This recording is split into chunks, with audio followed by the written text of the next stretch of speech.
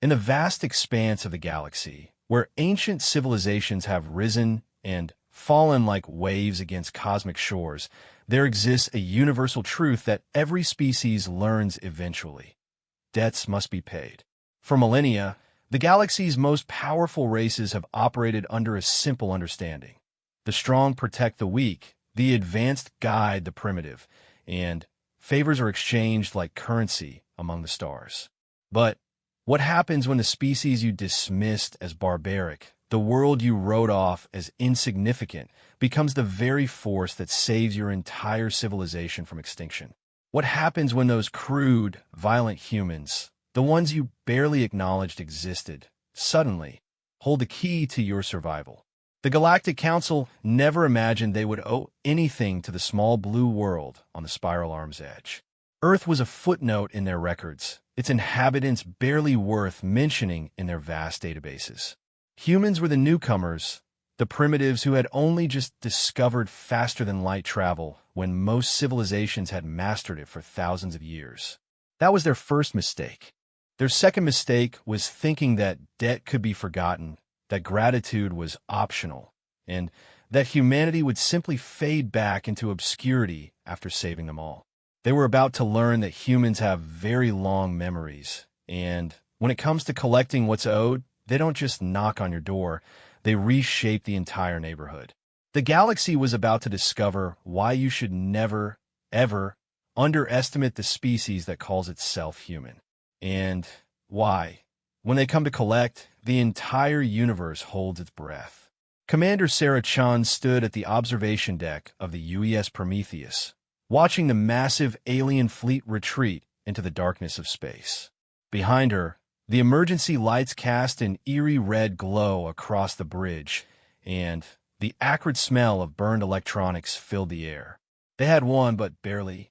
"Status report," she called out, her voice steady despite the exhaustion that weighed down her every word. "Hull integrity at 60%, Commander," reported Lieutenant Morrison from his damaged console. "We've lost main engines 3 and 4, and life support is running on backup systems. But we're alive." Sarah nodded grimly. Alive was more than she had expected 3 hours ago, when the Devourer fleet had emerged from hyperspace like a plague of metal locusts. The galaxy's greatest nightmare had finally arrived, and Earth had been the only thing standing between them and total galactic annihilation. The communication array crackled to life, and a familiar voice filled the bridge. "This is Admiral Vextar of the Galactic Council Fleet. Commander Chun, your actions today have saved not just our civilizations, but all life in this galaxy. The Council formally requests permission to dock and express our gratitude in person."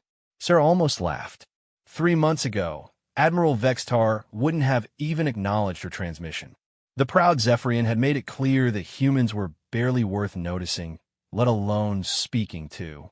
But now, with his entire fleet crippled and Earth's experimental weapons having turned the tide of battle, suddenly, humanity deserved his personal attention. "Permission granted, Admiral," Sarah replied, keeping her tone professional. "Docking Bay 7 is operational." She turned to her tactical officer, Commander James Torres, whose dark eyes reflected the same mixture of triumph and bitter satisfaction she felt. "James, prepare an escort for our guests. Full military honors." Torres raised an eyebrow. "Full honors? After how they've treated us?" "Especially because of how they've treated us," Sarah said quietly. "We're about to teach the galaxy a very important lesson about respect." 20 minutes later, Sarah stood in the Prometheus's main docking bay, flanked by her senior officers in their dress uniforms. Despite the battle damage visible throughout the ship, her crew had managed to present themselves with characteristic human pride. The bay doors hissed open, and Admiral Vextar entered with his delegation. The Zephyrian was an impressive sight, even Sarah had to admit. Nearly 8 feet tall, with iridescent blue-green skin and for arms that moved with fluid grace, Vextar had commanded fleets when Earth was still sending radio signals into space. His species had mastered faster-than-light travel before humans had discovered agriculture. Yet today, he walked into their ship like a supplicant approaching an altar. Commander Chun, Vextar said, his translator rendering his clicks and whistles into perfect English. Words cannot express the gratitude of the Galactic Council. Your species' sacrifice today will be remembered throughout history. Sarah kept her expression neutral. We didn't do it for gratitude, Admiral. We did it because it was the right thing to do. Nevertheless, the debt is real and acknowledged. The Council has authorized me to offer Earth full membership in the galactic community with all the rights and privileges that entails. Your technological developments, particularly your quantum resonance weapons, have proven invaluable. We would be honored to share our knowledge with your people. Behind Vextar, the other delegates nodded agreement. Sarah recognized Ambassador Theclon of the Crystal-based Quartz Collective, whose people had refused to even acknowledge human diplomatic overtures 2 years ago. There was Prime Minister Gornith of the Industrial Hegemony, who had laughed when Earth requested trading rights. And, standing at the back, trying to look invisible, was Trade Factor Kellish of the Merchant Consortium, who had publicly stated that humans would never amount to more than a curiosity. That's very generous of you, Sarah said slowly. Of course, Earth will need to consider such an important decision carefully. We wouldn't want to rush into anything. Vextar's secondary eyes blinked in what Sarah had learned was surprise. Rush? Commander, this is the opportunity your species has sought for decades. Full membership means access to our trade networks, our technological databases, our mutual defense pacts. Yes, I understand what membership entails, Sarah interrupted gently. What I'm wondering is what took you so long to offer it. The delegation exchanged uncomfortable glances. Ambassador Theclon's crystalline form chimed softly before speaking. There were concerns about your species' readiness for such responsibility. Humans are quite young, cosmically speaking. Your technological development has been remarkably rapid, but your social and political structures were deemed primitive, Sarah finished. Yes, we received that assessment, along with several others that were less diplomatically phrased. Prime Minister Gornith's metallic features showed no emotion, but his voice carried defensive overtones. The galaxy has seen many species rise rapidly in technology only to destroy themselves. The Keth High Dominion, the Vorthan Empire, the Crystal Hegemony of the Far Reach, all achieved faster-than-light travel within centuries of discovering fire, and all fell to internal conflicts within a single millennium. We had to be cautious. Cautious, Sarah repeated thoughtfully. Is that what you call refusing our trade proposals? Denying our diplomatic missions? Dismissing our warnings about the Devourer fleet buildup in the outer dark? The silence that followed was deafening. Every person in that docking bay knew the truth. If the Council had listened to human intelligence reports 6 months ago, the battle today might never have been necessary. Earth's deep space monitoring stations had detected the Devourer fleet long before anyone else. But their warnings had been filed away as the paranoid fantasies of an inexperienced species. The intelligence assessment protocols were flawed, Vextar admitted reluctantly. Your species' analytical methods were not considered reliable enough to warrant immediate action. And yet those same unreliable methods saved your civilizations today, Commander Torres observed. Interesting how reliability can change based on circumstances. Sarah raised a hand slightly, and Torres fell silent. She had trained her officers well. They knew when to speak and when to let their commander handle the delicate work. Admiral, Sarah said, I want you to understand something. When we detected the Devourer fleet, when we tried to warn you, when we offered our assistance, we weren't doing it to prove ourselves worthy of your club. We were doing it because billions of lives were at stake. We recognized that, Vextar replied, which is why we're here now, offering dash. You're here, Sarah interrupted, because your fleets are crippled, your defenses are in ruins, and you need our help to rebuild. What you're offering isn't a gift. It's a business transaction. The accusation hung in the air like smoke from a battlefield. Sarah could see the alien delegates struggling with the implications of what she had said. They had come here expecting grateful primitives who would be overwhelmed by their generous offer. Instead, they were facing a species that understood exactly what was happening. "Commander," Ambassador Theclon chimed urgently, "surely you cannot mean to suggest that our offer is anything less than sincere?" Sarah smiled, and somehow that expression was more unsettling than any glare could have been. "Oh, I'm sure it's very sincere. You sincerely need our quantum resonance technology. You sincerely need our manufacturing capabilities to rebuild your fleets. You sincerely need our strategic thinking to plan your defenses against the next Devourer incursion. And you sincerely hope we'll be grateful enough for your acknowledgement to give you all of that without asking for proper compensation." Compensation? Prime Minister Gornith's mechanical voice took on a harsh edge. "Commander, we are offering you membership in a community that spans thousands of worlds, access to knowledge accumulated over millions of years knowledge you've already proven you're willing to withhold when it suits you." Sarah cut him off. "Trade networks you've excluded us from despite our repeated requests. Defense pacts that apparently don't include advance warning when somebody notices a genocidal fleet building up in their neighborhood." She began walking slowly among the delegates, her footsteps echoing in the vast bay. 3 months ago, Trade Factor Kellish told our diplomatic mission that humans would never amount to more than a curiosity. Would you care to elaborate on that assessment now, Trade Factor? Kellish, whose spider-like form was usually intimidating in negotiations, seemed to shrink under Sarah's gaze. The assessment was premature. Your species has shown remarkable adaptability No, Sarah said firmly. Our species hasn't changed in 3 months. Your perception of our value has changed because you need something from us now. There's a difference. Admiral Vextar stepped forward, his 4 arms spreading in what Sarah recognized as a gesture of conciliation. "Commander Chun, I understand your frustration. Perhaps the Council's initial approach was overly conservative. But we are here now, offering full partnership. Surely that demonstrates our recognition of humanity's potential." "It demonstrates your recognition of humanity's usefulness," Sarah corrected. "But usefulness and partnership are not the same thing. Partnership requires trust, mutual respect, and genuine equality. What you're offering is conditional membership contingent on our continued ability to solve problems you can't handle yourselves." She stopped in front of the observation window, where Earth hung in space like a blue marble against the black. The planet showed the scars of the battle, debris fields from destroyed Devourer ships, the glowing remnants of defensive satellites that had given their all to protect the homeworld. But it was still there, still whole, still defiant. "Do you know what the hardest part of today was?" Sarah asked without turning around. "It wasn't fighting the Devourers.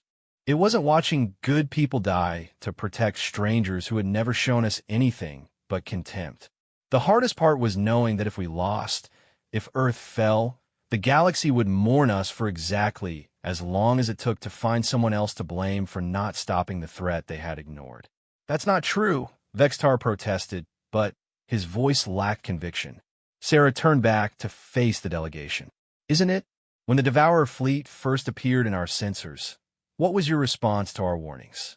"Ambassador Theclon, your exact words were, 'The humans see monsters in every shadow because they are shadows themselves.' Prime Minister Gornith, you told our ambassador that immature species always project their own violence onto others. Trade Factor Kellish, you suggested that our intelligence was fabricated to gain attention from our betters. Each accusation hit its target with surgical precision. Sarah had done her homework, had memorized every slight, every dismissal, every casual cruelty that the galactic community had inflicted on her species. The delegates shifted uncomfortably, realizing that nothing they had said in their private chambers had been forgotten. "And now," Sarah continued, "now that our paranoid fantasies have proven to be accurate, now that our primitive violence has saved your civilizations, now that our attention-seeking fabrications have kept the galaxy from becoming a devourer feeding ground, suddenly you want to be friends. Suddenly, We're worthy of membership in your exclusive club. Commander, Vextar said desperately, the past is the past. What matters now is the future. We are offering your species a chance to join the greatest alliance in galactic history.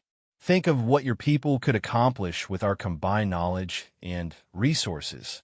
Sarah nodded slowly. You're absolutely right, Admiral. The future is what matters. And humanity's future will be determined by humanity, on our terms, according to our values. Not as junior partners in your alliance, not as the galaxy's emergency problem solvers, but as equals who are treated with the respect we've earned through our actions. What are you saying? Ambassador Theclon asked, though her crystalline form was already dimming with dread. I'm saying that Earth declines your generous offer of membership, Sarah replied calmly. We have no interest in joining an organization that views us as useful barbarians to be tolerated when convenient and ignored when not. The reaction was immediate and explosive. Vextar's four arms gestured wildly as he spoke. Commander, you cannot be serious. The benefits of membership far outweigh any past misunderstandings. They weren't misunderstandings, Sarah said firmly. They were deliberate choices. You chose to treat us as inferior. You chose to ignore our warnings. You chose to exclude us from your community. Now we're choosing to exclude ourselves from your definition of partnership. Prime Minister Gornitha's mechanical voice rose to a harsh screech. This is madness. No species in galactic history has ever refused council membership. The economic opportunities alone will be negotiated on a case-by-case basis, Sarah finished. Earth is open to trade relationships, technological exchanges, and mutual defense agreements with individual species and organizations that treat us as equals.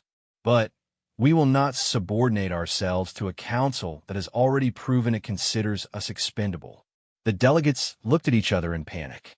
This was clearly not how they had expected the conversation to go. They had come prepared to graciously welcome humanity into their ranks, to be seen as the magnanimous leaders extending opportunity to the deserving newcomers. Instead, they were being rejected by the very species they had planned to patronize.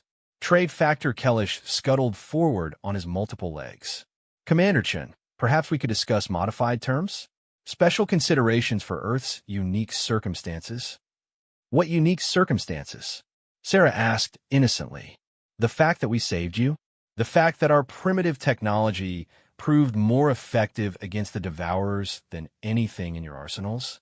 The fact that our unreliable intelligence capabilities warned you about a threat you had missed entirely? All of that, yes, Kellish said desperately. Clearly we underestimated human capabilities. We are prepared to acknowledge that error and offer appropriate compensation. Sarah's smile returned, and this time it was genuinely warm. Now we're getting somewhere. You see, the beautiful thing about being underestimated is that it gives you time to prepare for the moment when people realize their mistake. And humanity has been preparing for this moment for a very long time. She walked back to her position in front of her officers, and Sarah could see the pride in their faces. They understood what their commander was doing, and they approved completely. Here's what's going to happen, Sarah said, her voice taking on the tone of someone who held all the cards and knew it. Earth will not join the Galactic Council under current terms. Instead, we will establish bilateral relationships with any species that wishes to treat us as equals. Our quantum resonance technology will be licensed to friendly governments at rates that reflect its true value. Our intelligence services will share information with allies who reciprocate in kind. Our manufacturing capabilities will be available to partners who offer fair compensation. And the Council? Vextar asked weakly. The Council owes humanity a debt, Sarah said simply. You owe us for the lives we saved, the civilizations we protected, and the warnings you ignored. That debt will be paid in full recognition of Earth's sovereignty, formal apologies for past treatment, and reparations for the economic opportunities you denied us through decades of discrimination. The silence that followed was absolute. Sarah could hear the hum of the ship's life support systems, the distant sound of damage control teams working in the corridors, even the barely audible whisper of air recyclers. But from the galactic delegation came no sound at all. Finally, Admiral Vextar found his voice. And if the Council refuses these terms? Sarah's expression didn't change, but somehow the temperature in the bay seemed to drop several degrees. Then, the Council will discover exactly why underestimating humanity was such a profound mistake. We saved you today because it was the right thing to do. But we won't make the mistake of assuming that kindness will be reciprocated again. She gestured to her officers, and they moved with crisp military precision. Lieutenant Morrison will escort you back to your shuttle. You have 72 hours to present our terms to the Council and return with their response. We suggest you use that time wisely. As the delegation was led away, Commander Torres stepped up beside Sarah. Think they'll pay up? He asked quietly. Sarah watched the alien shuttle disappear into space, carrying news that would shake the foundations of galactic politics. They'll pay, she said with certainty. They have to. We're not the desperate species begging for acceptance anymore, James. We're the creditors, and the bill has finally come due. In the depths of space, the disabled devourer ships drifted silently among the debris of battle. And somewhere in that wreckage, automated systems began activating, sending signals into the dark between stars. The first wave had been defeated, but it had never been meant to succeed. The real test was still coming. And when it arrived, the galaxy would learn whether humanity's debt had been paid in full, or whether the interest was about to compound in ways that would reshape the very nature of galactic civilization. 6 months had passed since Admiral Vextar's delegation left Earth with humanity's terms, and the galaxy had not been quiet. Reports filtered in daily through Earth's growing intelligence network. The Galactic Council was fracturing, ancient alliances were crumbling, and species that had been allies for millennia were suddenly eyeing each other with suspicion and fear. Director Elena Vasquez stood in the war room beneath Geneva, studying the holographic display that showed the current state of galactic politics. Red markers indicated species that had openly broken with the Council.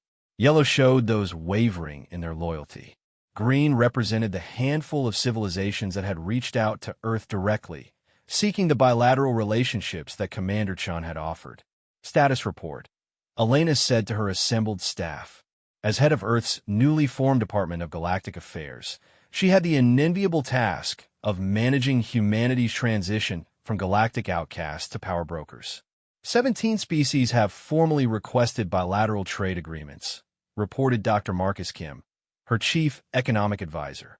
The hegemony worlds are particularly interested in our manufacturing techniques, and the Crystal Collective wants access to our quantum research.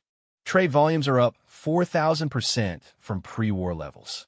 Military intelligence. Elena asked. Colonel Zhang Wei stepped forward, his expression grim. The second Devourer wave is confirmed. Our deep space arrays detected the fleet 2 days ago, approximately 6 months out from the galactic core. It's 3 times larger than the first wave. Elena nodded grimly. They had expected this.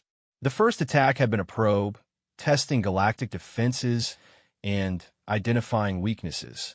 The real invasion was coming, and this time the Devourers would be prepared for quantum resonance weapons. What's the Council's response? Panic, Zhang replied bluntly. Admiral Vextar has requested emergency military assistance from every major power, but their own fleets are still rebuilding from the first attack. They're looking at 6 months to face an enemy 3 times stronger than the one that nearly destroyed them. And our terms.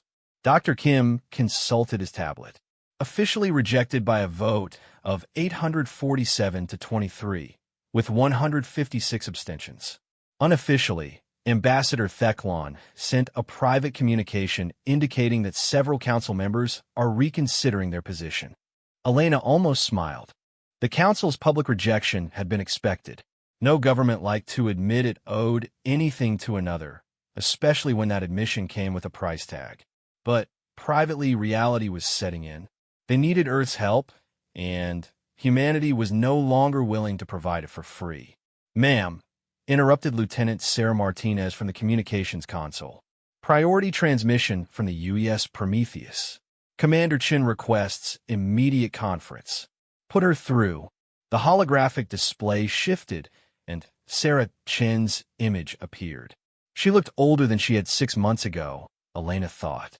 Command during wartime aged people in ways that peace never could. But there was something else in Sarah's expression, a hardness that spoke of decisions made and consequences accepted. Director Vasquez, Sarah said without preamble. We have a situation. 3 hours ago, a council fleet entered our solar system without permission. They're requesting emergency landing rights and immediate military assistance. Elena felt her stomach drop. How many ships? 47 vessels, including Admiral Vexstar's flagship. They claim to be fleeing a Devourer advance force that's moving faster than anticipated. According to their reports, the second wave has split into multiple smaller fleets, and one of them is already through the outer perimeter. Are they telling the truth? Sarah's expression was carefully neutral. Our intelligence confirms Devourer movement in Sector 7, but the timeline doesn't match their story. The advance force they claim to be fleeing broke through the perimeter yesterday, not 3 days ago. Either their intelligence is worse than ours, or they're lying. Elena considered the implications. A council fleet in human space, asking for protection from the very species they had rejected months ago. The irony would have been amusing if the stakes weren't so high. What's your assessment, Commander? I think they're testing us, Sarah replied. They want to see if we'll honor our principles when they're the ones in need. If we help them despite their rejection of our terms, they'll know they can continue treating us as a free resource. If we refuse, they'll use it as evidence that humans are as petty and vindictive as they always claimed. And what do you recommend? Sarah's smile was sharp as a blade. I recommend we give them exactly what they asked for, and exactly what they deserve. 2 hours later, Admiral Vextar stood once again in a human docking bay, but this time the circumstances were very different.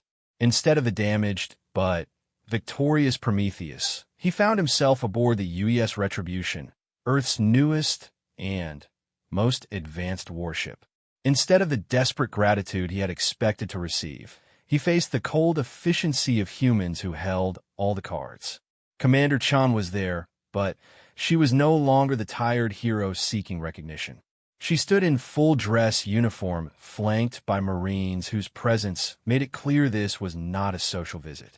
Behind her, Director Vasquez watched proceedings with the detached interest of someone observing a particularly instructive experiment. Admiral, Sarah said formally, you requested emergency assistance. Before we can process that request, we need to clarify a few things. Vexstar's 4 arms moved in agitation. Commander, there is no time for bureaucracy. The Devourer advance force will reach the inner systems within days. My fleet is damaged and low on supplies. We need immediate dash. You need to stop, Sarah interrupted quietly. You need to stop talking, stop demanding, and start thinking about the position you're actually in. The Zephyrian Admiral's secondary eyes blinked rapidly, a sign of stress in his species. Commander Chun, surely you cannot mean to delay assistance over political considerations. Lives are at stake. Yes, they are. Director Vasquez spoke for the first time. Millions of lives across dozens of worlds. Which is precisely why we need to be very clear about the terms of any assistance we provide. She stepped forward, her diplomatic smile as dangerous as any weapon. You see, Admiral, 6 months ago you came to our ship and made us an offer. We declined that offer and made a counter-proposal. Your council rejected our terms. Now you're back, asking for emergency aid from the very species you refused to treat as equals. Director, the past is irrelevant when faced with extinction. The past is the only thing that's relevant, Vasquez cut him off. Because the past tells us exactly how much your gratitude is worth. 6 months ago, we saved your civilizations from destruction. Today, you're here asking us to do it again. But this time, we know better than to expect anything in return. Admiral Vextar looked around the docking bay, perhaps hoping to find some sign of the desperate species that had once begged for galactic recognition. Instead, he saw humans who had learned to value themselves properly. "What do you want?" he asked finally. "We want what we asked for 6 months ago," Sarah replied. "Full recognition of Earth's sovereignty. Formal apologies for decades of discriminatory treatment. Reparations for economic opportunities denied through prejudice. And a guarantee that humanity will be treated as equals in all future galactic affairs. And if the Council agrees to these terms, then Earth will provide full military assistance against the Devourer threat," Vasquez said. "Our fleets, our technology, our strategic capabilities will be at the Council's disposal for the duration of the crisis. And if the Council refuses?" The silence that followed was answer enough. Sarah and Elena exchanged a look that spoke volumes about conversations held in private, decisions made in the dark hours when idealism met harsh reality. "Admiral," Sarah said finally, "let me ask you something. What would the Council do if Earth requested emergency assistance?" We would evaluate the request according to established protocols. You would analyze the cost-benefit ratio, determine whether helping us serve your strategic interests, and make a decision based on what was best for the Council," Sarah finished. "In other words, you would do exactly what we're doing now." Vextar's translator struggled with the complex harmonics of his distressed vocalizations. "Commander, you cannot seriously be considering abandoning the galaxy to prove a political point." "We're not abandoning anyone," Elena said calmly. "We're simply applying the same standards to this situation that the Council has always applied to us. You taught us that assistance should be conditional, that partnerships should be transactional, that respect must be earned through utility. Congratulations, we've learned the lesson perfectly." She gestured to the viewport, where Earth hung in space like a blue jewel surrounded by the greatest fleet humanity had ever assembled. "Look around you, Admiral. Do you see a species that needs galactic protection? Do you see primitives begging for scraps from the galactic table?" Vextar looked, and for the first time really saw what humanity had become. The ships surrounding Earth weren't just numerous. They were advanced beyond anything in the Council fleets. The orbital platforms bristled with weapons that had proven their worth against Devourer armor. The space elevators that reached down to the planet's surface carried a constant stream of resources that spoke of industrial capability beyond anything the galaxy had imagined. "Oh," he whispered. 6 months of focused development," Sarah explained. "You see, when you're not spending all your time trying to gain acceptance from people who despise you, you have remarkable amounts of energy to devote to other projects. Amazing what humans can accomplish when we stop caring about impressing our betters." But the technology, the resources, came from the bilateral partnerships we established with species smart enough to recognize mutual benefit, Elena added. While the Council was debating whether we deserve their attention, the hegemony was learning our manufacturing techniques. While you were analyzing our primitive social structures, the Crystal Collective was studying our quantum research. While your committees were filing reports about human inadequacy, we were building alliances with civilizations that understood the value of equality. Commander Chun walked to the tactical display and activated a holographic representation of the galaxy. Red markers showed Council space under threat from the advancing Devourer fleets. Green markers indicated the worlds that had allied with Earth. Yellow showed neutral territories. But it was the blue markers that made Admiral Vextar's blood run cold. They showed human naval bases, observation posts, and supply depots scattered throughout the galaxy. "We've been busy these past 6 months," Sarah said conversationally. "Did you know that the Kethai Commonwealth offered us full basing rights in exchange for defensive technology? Or that the Outer Rim Consortium signed an exclusive trade agreement after the Council denied their membership application for the 3rd time?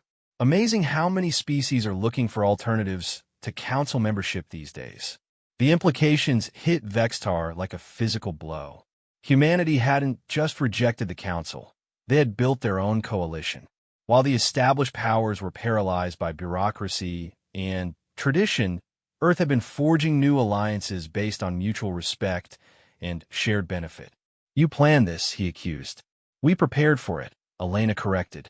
"We learned from our first contact with the Council that good intentions and noble sacrifice aren't enough to guarantee fair treatment. So we made sure we would never again be dependent on the goodwill of others for our survival or prosperity. The question now," Sarah added, "is whether the Council is ready to learn the same lesson. Are you willing to acknowledge that your previous treatment of humanity was wrong? Are you prepared to offer genuine partnership instead of conditional tolerance? Because if you are, then Earth is ready to stand with you against the Devourers. But if you're just looking for free military assistance from the species you've always considered inferior, then you're in for a very unpleasant surprise."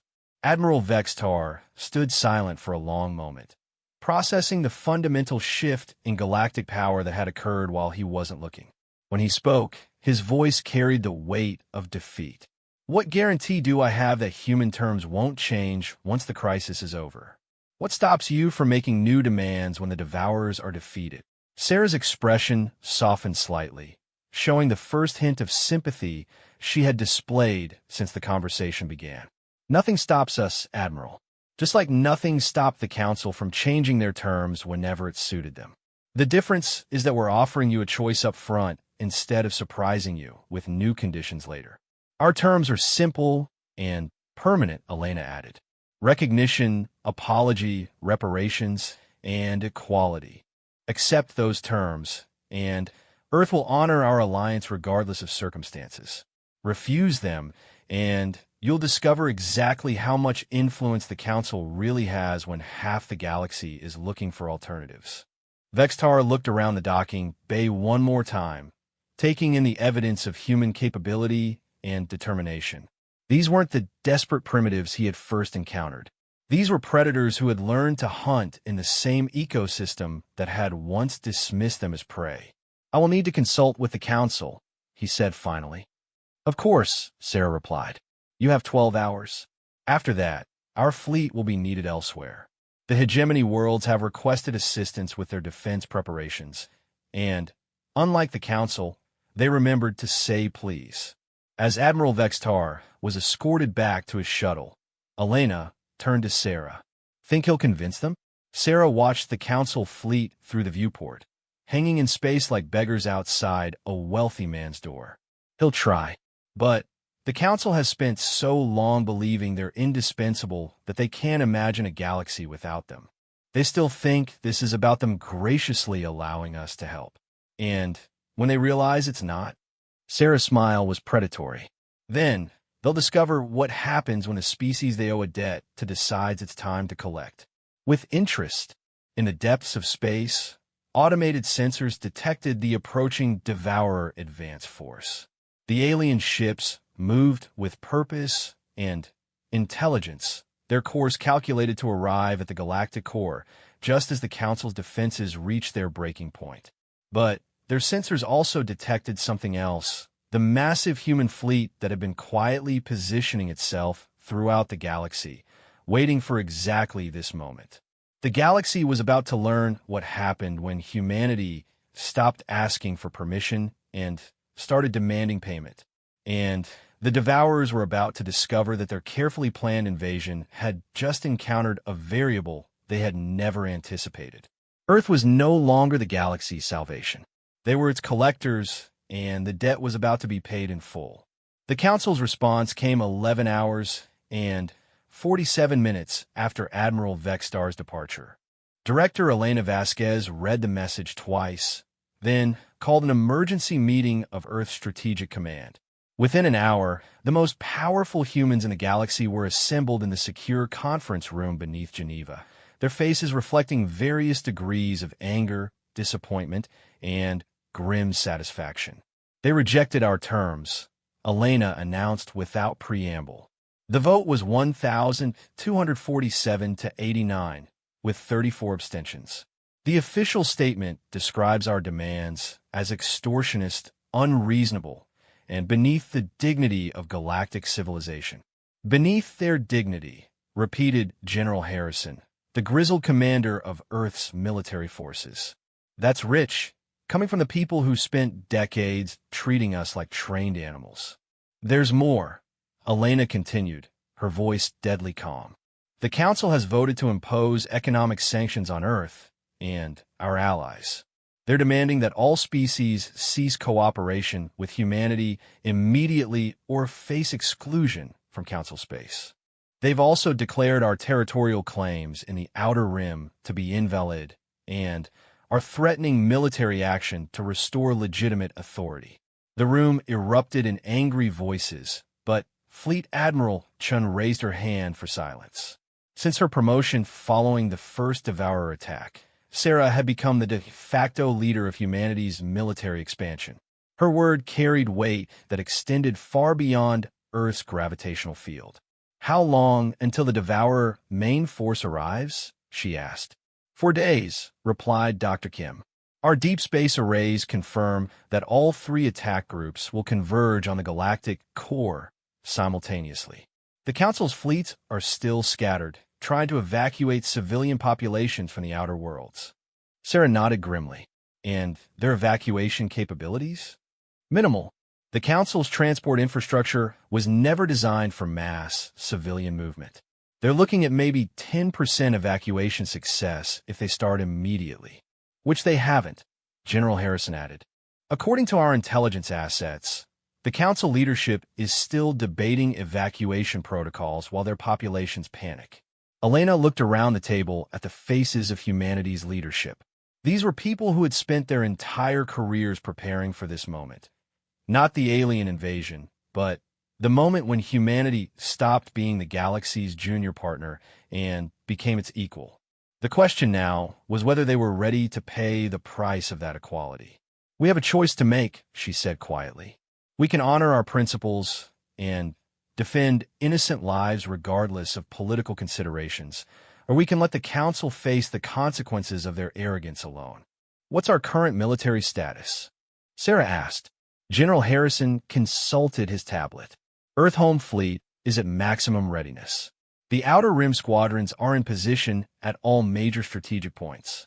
Our allies have committed approximately 400 ships to join operations. Total combined strength is roughly 800 vessels with quantum resonance capability. Against how many Devourers? Estimated 3,000 ships across all three attack groups. But intelligence suggests they've adapted their shielding since the first battle. Our weapons will still be effective, but not as devastatingly so as before." Sarah leaned back in her chair, processing the numbers. 800 ships against 3,000, with their primary advantage significantly reduced. It would be the largest space battle in galactic history, and the outcome was far from certain. "There's something else," Dr. Kim said reluctantly. "Our economic analysis shows that a Devourer victory would actually benefit Earth in the short term. With the Council destroyed, we'd become the dominant power by default. Our allies would be forced to rely on us completely, and the surviving populations would have no choice but to accept human leadership." The silence that followed was profound. Elena could see the thoughts racing behind every pair of eyes, the temptation to let their enemies destroy themselves, to emerge from the ashes as the galaxy's unquestioned rulers. It would be justice in a sense, poetic justice for centuries of condescension and dismissal. "And in the long term?" Sarah asked. "Complete civilizational collapse within 50 years, Dr. Kim replied bluntly. The Devourers don't just conquer, they consume. Every world they take becomes a resource extraction site. Every population becomes slave labor. Eventually, they'd have enough resources to overwhelm even our defenses.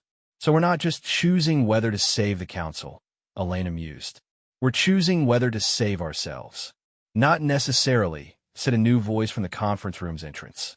Everyone turned to see Commander Torres entering with a tablet in his hand and an expression of barely contained excitement. "James," Sarah prompted. "I've been analyzing the Devourer fleet movements," Torres said, moving to the tactical display. "Their attack pattern assumes that the galaxy's defenses will follow traditional Council doctrine centralized command, rigid formations, predictable responses.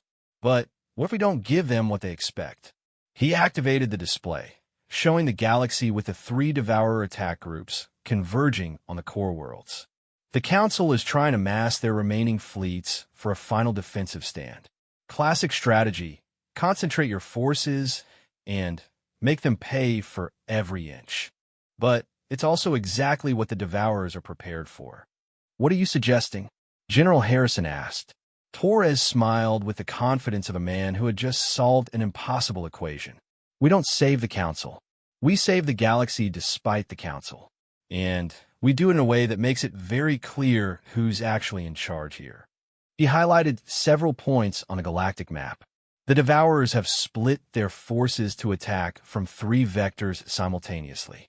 It's a brilliant strategy against conventional defenses, but it has one critical weakness: the attack groups are operating independently. If we could somehow coordinate their destruction without the Council's help, we'd prove that Earth is the only power capable of galactic defense, Sarah finished, understanding immediately. The survivors wouldn't have any choice but to acknowledge our authority. Exactly, but it gets better. Torres expanded the display to show detailed force dispositions. Our ally network gives us something the Council never had: coordinated intelligence and flexible command structures. We can respond to threats faster than any traditional fleet can react.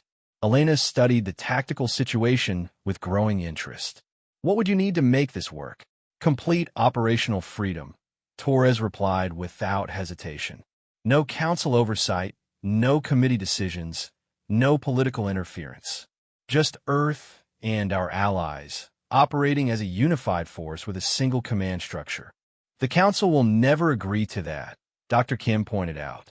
Sarah's smile was sharp as winter. "They don't get to agree or disagree anymore. This is our operation now." She stood and walked to the strategic display, her fingers dancing over the controls to bring up detailed fleet deployments. "James, how long do you need to coordinate with our allies?" 6 hours for preliminary positioning, 18 hours for full deployment." "Do it." "Elena, prepare a message to the Council leadership. Inform them that Earth will handle galactic defense from this point forward. Their forces are to stand down and evacuate civilians. And if they refuse?" Elena asked. "Then they can explain to their populations why they chose pride over survival," Sarah replied coldly. 6 hours later, the largest coordinated military operation in human history began with a single transmission broadcast on all galactic frequencies. The voice that spoke was Admiral Sarah Chen's, but the message was from humanity itself.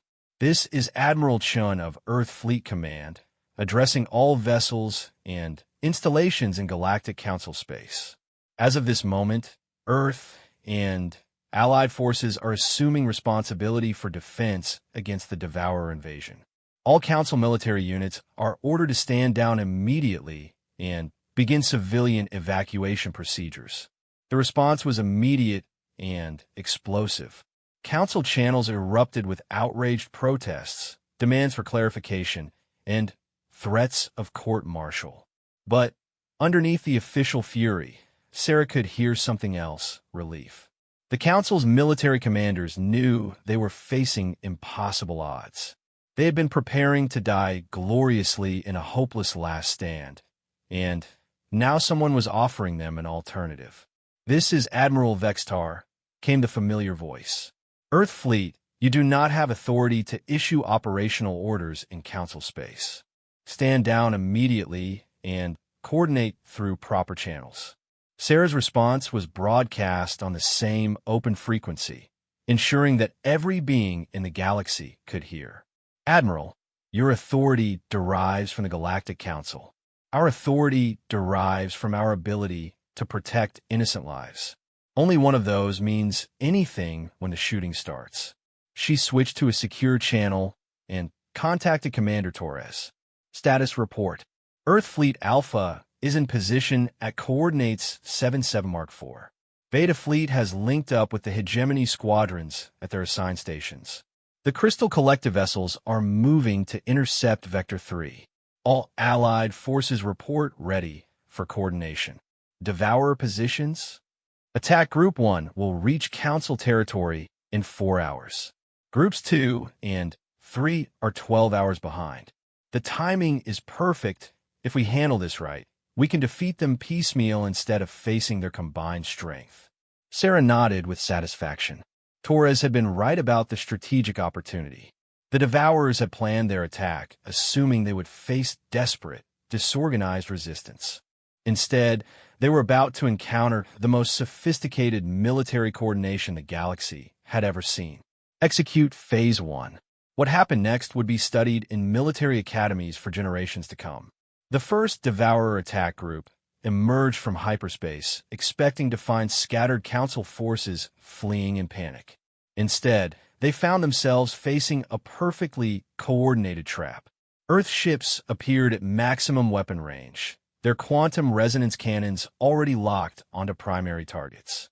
At the exact moment of firing, Allied vessels struck from 3 different vectors, creating a crossfire that the Devourers couldn't escape. Meanwhile, the Council fleets that had been written off as ineffective suddenly revealed themselves as the third layer of the trap, emerging from planetary shadows to catch the aliens in a devastating pincer movement. But the most shocking element was the coordination itself. Every ship moved with perfect timing. Every weapon fired at precisely the right moment. Every maneuver flowed seamlessly into the next. It was military ballet on a scale that made traditional fleet actions look like children playing with toys. The first Devourer attack group was annihilated in 47 minutes. The second group, arriving 8 hours later, found a galaxy that had transformed while they traveled through hyperspace. Gone was the chaotic collection of competing species they had expected. In its place was a unified force that moved with single-minded purpose and devastating efficiency. The battle for the HFY system lasted 3 hours and ended with total human victory. The third attack group, approaching the galactic core itself, faced the combined might of Earth's entire fleet plus every Allied vessel that could reach the battlefield. The final engagement lasted 6 hours and left the space around the core worlds littered with Devourer wreckage. When the firing stopped, when the last alien ship had been destroyed or driven off, silence fell across the galaxy. In that silence, a new reality began to take shape. The Galactic Council still existed, but they were no longer the dominant power. That role now belonged to the species they had dismissed as primitives just 2 years earlier. Admiral Sarah Chun stood on the bridge of her flagship, watching cleanup crews collect the debris from the largest space battle in recorded history. Around her, Earth and Allied vessels maintained perfect formation, a demonstration of the unity and discipline that had made victory possible. Admiral, Communications Officer Martinez reported. Priority transmission from the Galactic Council. They're requesting immediate conference to discuss post-war arrangements. Sarah almost laughed. Even in defeat, even after being saved by the very species they had rejected, the Council still thought they were in a position to negotiate arrangements. Tell them we'll be happy to discuss the terms of their surrender, she replied. Schedule the meeting for next week. We're busy with more important matters right now. What more important matters? Martinez asked. Sarah gestured at the display, showing the aftermath of battle. Cleaning up the mess they made when they decided their pride was more important than galactic security. Establishing permanent defense networks to prevent this from happening again. Oh, and collecting payment on a debt that's been accumulating interest for quite some time. On the Council's flagship, Admiral Vextar received Sarah's message and, finally, understood the magnitude of what had happened. The galaxy had just witnessed more than a military victory. They had witnessed the transfer of power from one species to another, accomplished not through conquest, but through simple competence. Humanity hadn't destroyed the Galactic Council.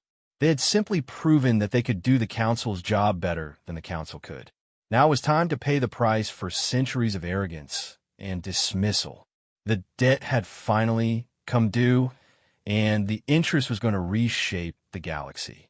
3 months later, Director Elena Vasquez stood in the newly constructed Earth Embassy on the Council homeworld, watching delegations from across the galaxy queue up to request audiences. The line stretched around the building and included representatives from species that had never acknowledged human existence before the war. "Status report," she said to her aide, Assistant Director Park. "Formal apologies have been received from 1,847 species, including all Council founding members," Park reported. "Reparations agreements are in place with 89% of galactic governments. The remaining 11% are still negotiating terms. And our territorial claims? Fully recognized by galactic treaty. Earth now has legal authority over 347 star systems, including all major hyperspace routes in the Outer Rim." Elena nodded with satisfaction. The terms humanity had demanded were being met in full, not out of gratitude, but out of recognition that Earth now possessed the power to enforce its will. The galaxy had learned, finally and definitively, that debts to humanity would be collected one way or another. "Ma'am," Park continued, Admiral Chin's message from the outer territories. "The new defense network is operational ahead of schedule. No Devourer incursions have been detected since the battle, but our long-range sensors are picking up movement in the galactic void. It looks like they're regrouping for another attempt." "Let them come," Elena replied. "This time, the galaxy will be ready. And this time, there won't be any question about who's in charge of the defense." She turned to the window overlooking the council chambers, where humanity's flag now flew alongside those of the founding species. It had taken 2 years, one devastating invasion, and a demonstration of power that shook the foundations of galactic civilization, but the debt had finally been paid, and the galaxy was better for it. In the depths of space, beyond the reach of even humanity's advanced sensors, the Devourer fleet regrouped and prepared for their next assault. But this time, they would face not a divided galaxy of competing interests, but a unified force led by the species that had taught the universe a simple lesson: never underestimate the creatures that call themselves human. And never, ever, forget to pay what you owe them. The debt had been collected. The galaxy had been saved. And humanity had finally taken their rightful place among the stars, not as supplicants begging for acceptance, but as the power that others now sought to appease. The universe had learned to respect them, one way or another, and that respect would endure for as long as the stars themselves burned in the cosmic dark.